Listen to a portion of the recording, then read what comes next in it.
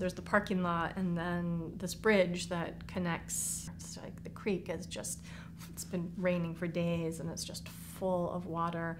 And it was deafening, like the sound of the water beneath me and the vibration, and it was cleansing and powerful, and it was like my first transition, you know, from my safe world into the woods.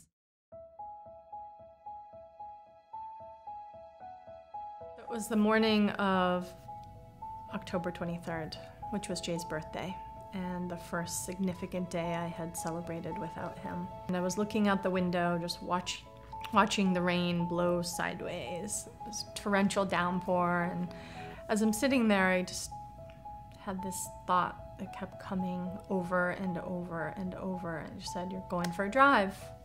I'm like, no, I'm not. Like, I'm all set, thanks. But it kept coming, and it was like, get up, you're going for a drive. So eventually I got up, and even though I had no idea where I was going, I got in the car and started driving. And before I knew it, I was heading out the Columbia Gorge, I-84, and sideways blowing winds. The car's rocking back and forth, and the windshield wipers are going as fast as they can, and I still can't see out the window. And before I know it, I just see this sign that says Eagle Creek Campground. And in an instant, I knew that's where I was going. So I got out of the car and I took this journey up the mountain. And there were lots of places in me that resisted along the way. And I wanted to come home and I wanted to turn around, but something in me kept pulling me to the top of the mountain. And I climbed over logs and, you know, didn't know where I was going, and eventually made it to the top, where I saw an amazing view of the Columbia Gorge from the Oregon side to the Washington side. And this beautiful rainbow connected both sides. I fell to my knees crying. Like, I couldn't believe how beautiful it was. And the same way that thought had come to me when I was at home on the sofa, it came to me again, and it said, "Don't thank me, thank yourself for showing up."